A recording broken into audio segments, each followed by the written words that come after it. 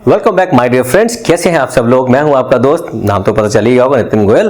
और आप क्योंकि हमारे बहुत प्यारे प्यारे सदस्य हैं इस चैनल के और इनकम टैक्स पढ़ रहे हैं, तो let us continue our journey. Last class में हम लोगों ने डिस्कशन किया था इनकम फ्रॉम हाउस प्रॉपर्टी और उसके ऊपर हमने डिस्कशन किया था कुछ हाई लो हाई। याद है आपको? High low high, fair value, municipal value, standard rent, actual rent, इन चारों में से हाई लो हाई याद रहेगा। और इसके क्वेश्चंस जो है बुक के पेज नंबर 181 पे बहुत सारे क्वेश्चंस गिवन है, इलस्ट्रेशन गिवन है। मैं सब चीज बाद में कराऊंगा, पहले कंसेप्ट पे फोकस करना बहुत जरूरी है, ठीक है। तो आपने क्वेश्चंस किस तरह करने हैं, जैसे छोटा क्वेश्चन आया कि determine the annual value of this property whose following items are given, fair value, municipal value, standard value और एक्चुअल रेंट। अगर बाई चांस कोई एक वैल्यू गिवन नहीं है, सपोज, पहले मैं इस पे आऊंगा, टॉपिक जो लिखा है इस पे बाद में आऊंगा, पहले समझा रहा हूं दोबारा से। फेयर वैल्यू गिवन है, म्युनिसिपल वैल्यू गिवन है, स्टैंडर्ड गिवन है, एक्चुअल गिवन है। आपको याद होगा अगर ये एक्चुअल सबसे ज्यादा है तो आंख बंद करके इसको ले लेना एनुअल वैल्यू। लेकिन सपोज ये गिवन है, ये गिवन ही नहीं है, ये भी गिवन है, तो कैसे कंपेयर करोगे भाई? अगर इन दोनों में से हाई लेना था, अगर ये जीरो है, गिवन ही नहीं है, तो हाई हो गया। फिर इन दोनों में से क्या लेना है? लो लेना है। फिर इन दोनों में से क्या लेना है? हाई लेना है। तो बस ये याद रखना, हाई लो हाई, है ना। तो याद रखेंगे, इससे क्या निकलेगी? Annual value. चलिए अब इसके ऊपर बाद में क्वेश्चंस पे जब करेंगे तब की बात है। अभी पहले कुछ क्लासेस में हमें कंसेप्ट क्लियर करने हैं। कंसेप्ट इसलिए क्लियर करने होते हैं, कुछ बच्चों के एग्जाम सर पे खड़े होते हैं, क्योंकि आपको लगेगा मेरी यूनिवर्सिटी में तो एग्जाम बाद में है। कई बच्चे तो ये भी कह रहे हैं सर इनकम टैक्स क्यों पढ़ा रहे हो, जीएसटी पढ़ा दो, हमारा सेमेस्टर तो उसके अंदर जीएसटी आ रही है। तो सर दिल्ली इंडिया में इतनी सारी यूनिवर्सिटीज हैं, इतने सारे कोर्सेज चल रहे हैं, BCom, BBA, CA, CS, LLB, MCom, vocational colleges, बहुत सारी जगह पर टैक्सेशन के सेपरेट कोर्सेज भी चल रहे हैं। कोई कॉम्पिटिटिव एग्जाम की तैयारी कर रहा है, कोई कुछ तैयारी कर रहा है, सब में टैक्सेशन आ रहा है। तो इट डज नॉट मैटर कि मैं कब पढ़ा रहा हूं, जब आपका हो पकड़ लो और जब आपके दोस्तों का है उनको पकड़वा दो, मेंबरशिप दिलवा दो, ताकि चैनल को भी आगे सपोर्ट मिलता चला जाए। बहुत मेहनत लगती है, आपको सपोर्ट है इसीलिए आगे बढ़ रहे हैं हम, ठीक है। Thank you so much. तो let's start. Interest on borrowed capital या borrowed fund, sorry borrowed capital के अंदर फाइनेंस दिमाग में घुसता है। इंटरेस्ट ऑन बोरोड फंड, आपने जिस घर को किराए पे दे रखा है उसकी जो एनुअल वैल्यू है उसमें हम माइनस करते हैं अनरियलाइज रेंट, लास्ट क्लास, उसमें से माइनस करते हैं municipal taxes if paid by owner only. फिर जो बचता है वो होता है नेट एनुअल वैल्यू। इसमें दो चीज माइनस करते हैं। नंबर एक, स्टैंडर्ड डिडक्शन अंडर सेक्शन 24 कितना था वो 30% माइनस करोगे। इसके अलावा क्या माइनस कर सकते हो? अगर आपने इस घर को बनवाने में लोन लिया है मार्केट से, तो उस लोन के ऊपर जो इंटरेस्ट पे करोगे, पूरा लोन नहीं, लोन के ऊपर जो इंटरेस्ट पे करोगे उसको आप इस वैल्यू में से माइनस कर सकते हो। लेकिन इसमें दो कहानियां होती हैं। जो इंटरेस्ट ऑन बोरोड फंड है उसमें दो चीजें हैं। एक तो इंटरेस्ट जो आपने पिछले साल दिया, मतलब interest paid in the previous year,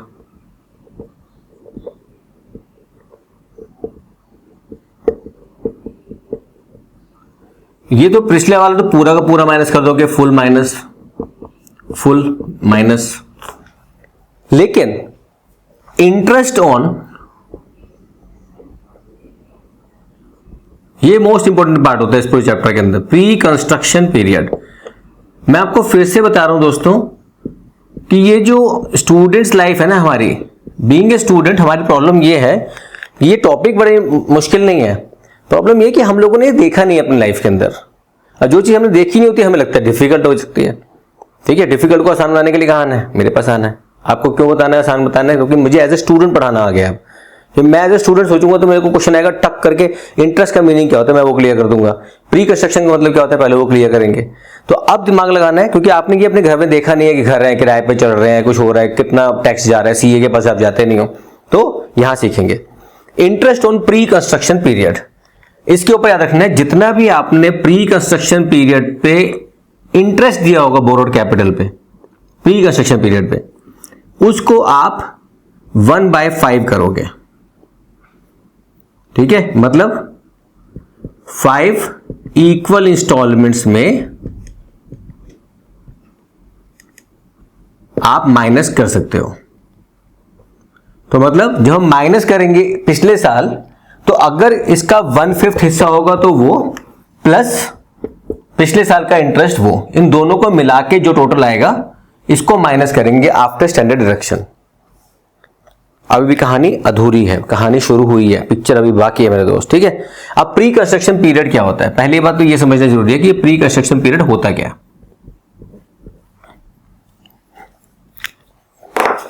लगता है पेन धोखा दे रहे हैं, मत दो यार, बच्चों को पढ़ाने दो। अब प्री कंस्ट्रक्शन पीरियड क्या होता है, इसको मैं पढ़ता हूं पहले फिर लिखते हैं, ठीक है।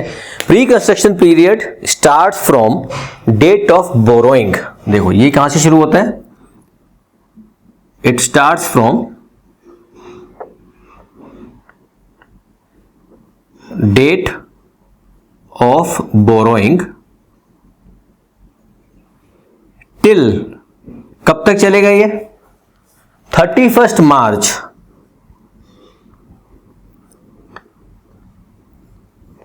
31 मार्च immediately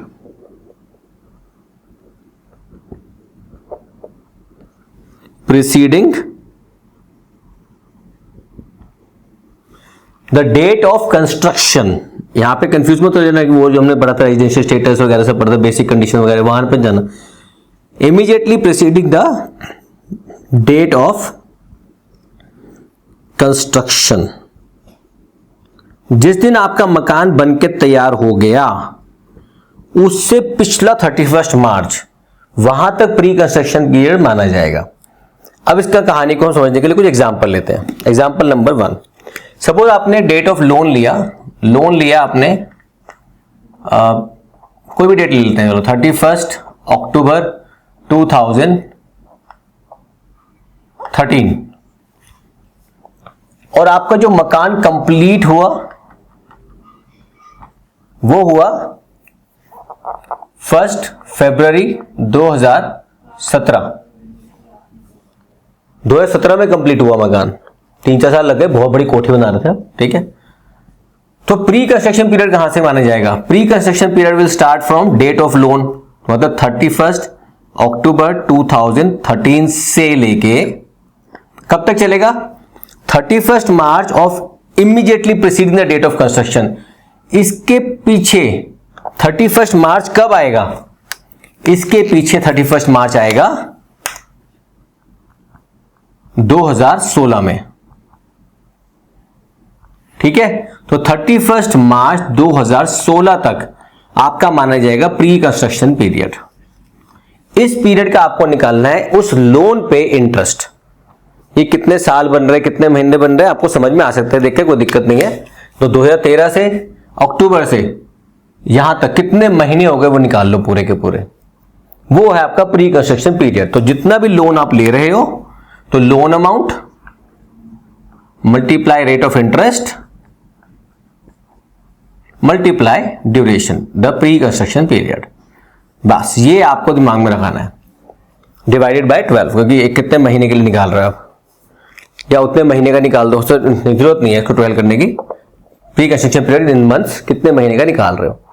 अब इसका मतलब क्या हुआ कि सर ये तो लॉस हो गया, बिल्कुल लॉस हो गया सर। कैसे लॉस हो गया कि 2017 फरवरी से लेकर के पिछले साल तो ऑलमोस्ट 1 साल तो वेस्ट हो गया हमारा, बिल्कुल हो गया waste.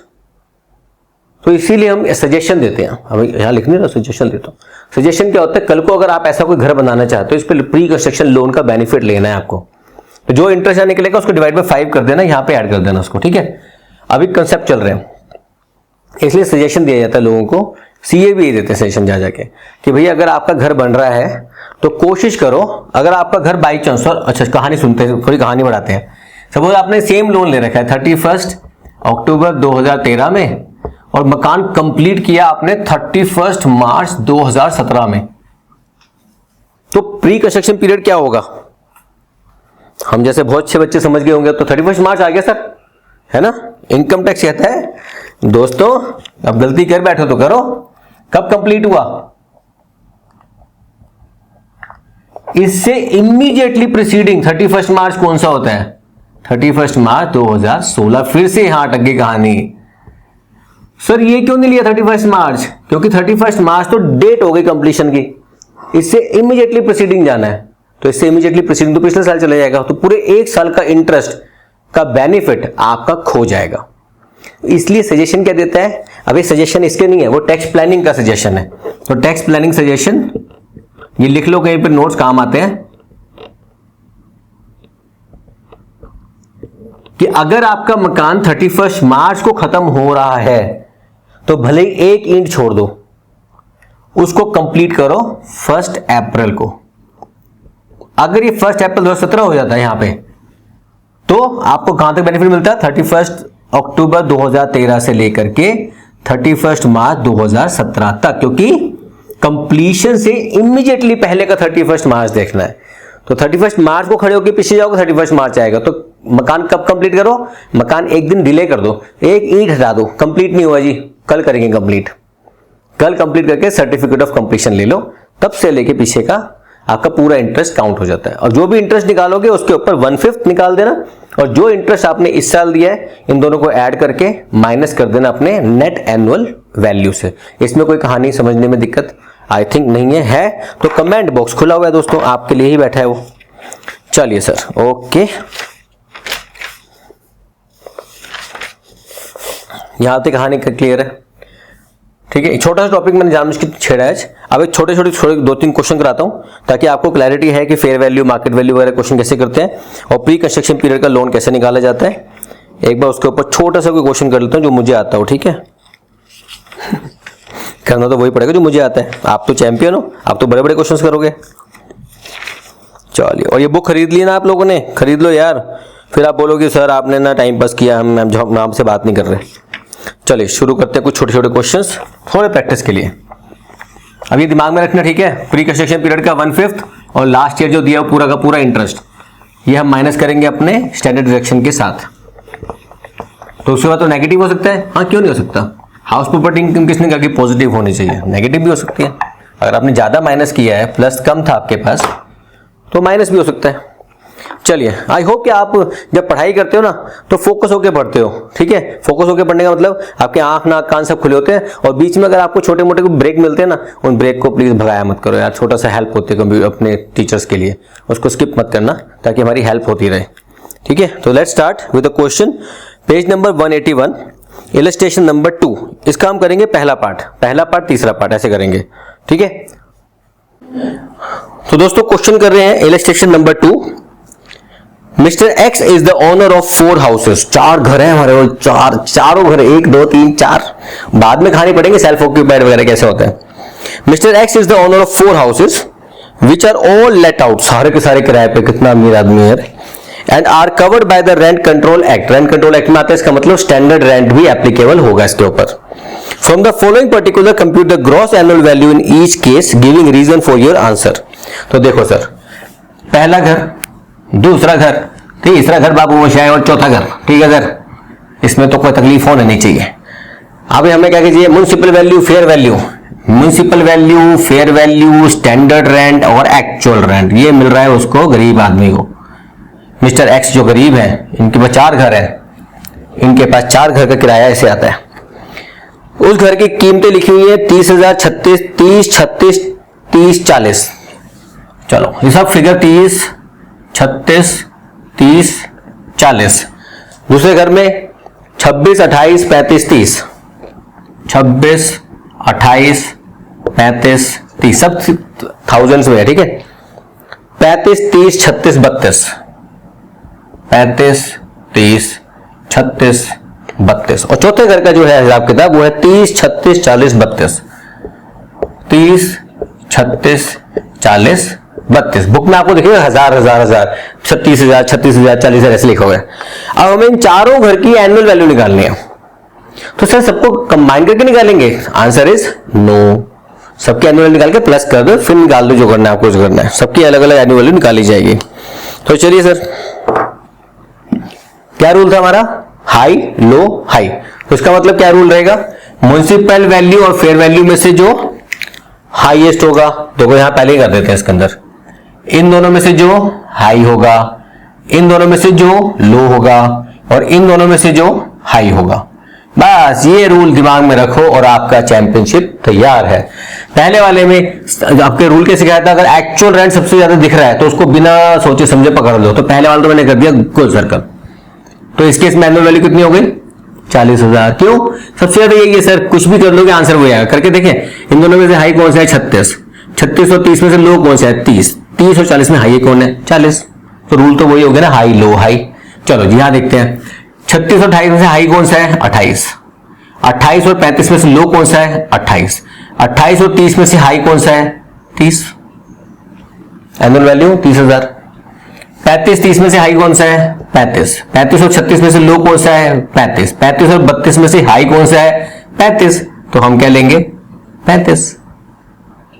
High high low high, high low high. चौथे में 30 36 में से हाई कौन सा है? 36। 36 और 40 में से लो कौन सा है? 36। 36 और 32 में से हाई कौन सा है?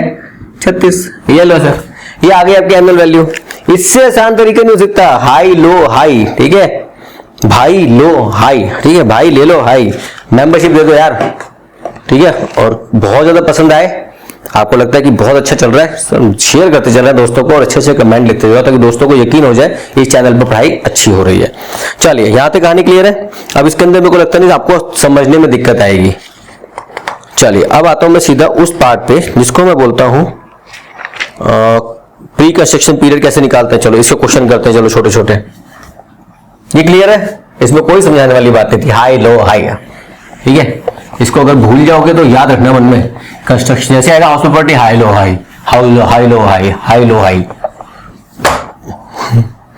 वो आजकल मैं वो आता है ना, कभी कोई इंस्टाग्राम वगैरह रील आती है, एक आदमी खड़ा हुआ है ऐसे करके, एक बंदा ऐसे करके, वो हाथ मारता है, बंदा बेहोश होकर गिर जाता है, वो कहता है वो ठीक हो जा, ठीक हो जा, ठीक हो जा, ओ ठीक हो गया। पता नहीं क्या बोलते हैं, कुछ बोलते हैं, मुझे याद नहीं, पता हो तो लिख देना नीचे क्या लिखते हैं। Now computation of pre construction period, page number 186। मैं सिर्फ एग्जांपल इसलिए कराता हूं क्योंकि एग्जांपल में ये नहीं गलती होने के चांसेस कम है, ये कि टाइम कम लगता है, आपको समझाना है मेनली, क्योंकि एग्जांपल भी बच्चों को तब समझ आएंगे जब कराए जाते हैं।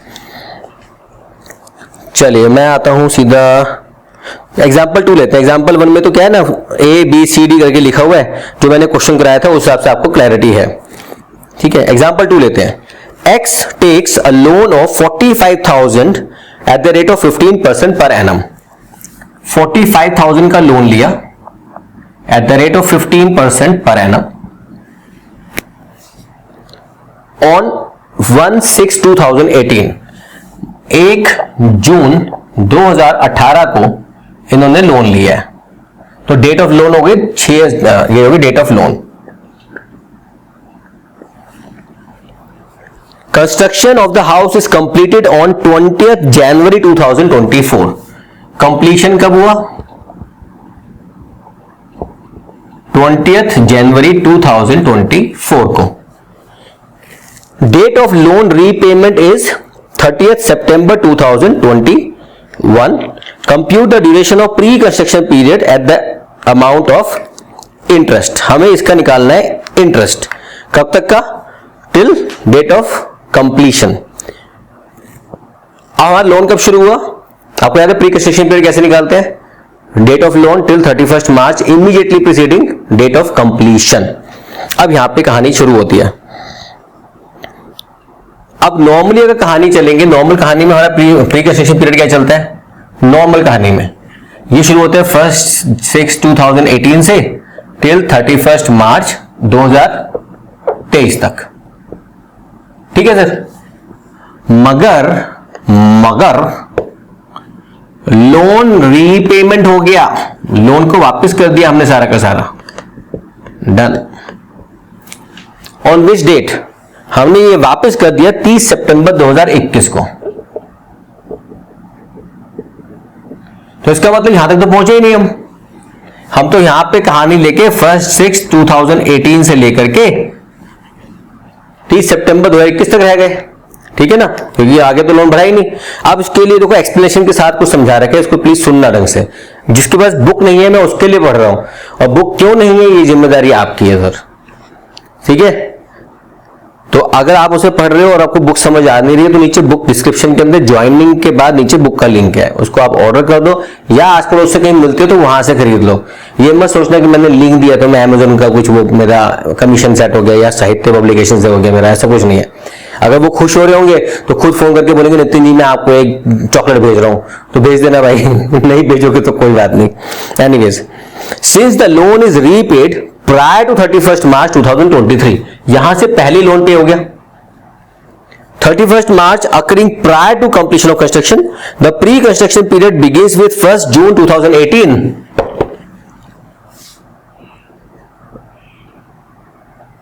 The pre-construction with date of till date of repayment, that is 30th September 2021. मैं दो क्वेश्चन ऊपर नीचे में हो गया, 30th September 2021 तक चलेगा ये। तो इसमें कितने महीने हुए? So the period from 1st June 2018 to 30th September 2013 shall be considered as pre construction period. इसका मतलब नई चीज क्या सीख रहे हैं? अगर लोन पहले ही खत्म कर दिया तो जिस दिन लोन खत्म होगा तब तक का प्री कंस्ट्रक्शन की पीरियड माना जाएगा, उसमें कंप्लीशन का 31st मार्च का रोल नहीं होगा। तो वहां तक के लिए कितना हो जाएगा? So deduction for the interest shall be allowed in 5 equal instalments beginning with the year of completion of construction which is previous year 2023-24।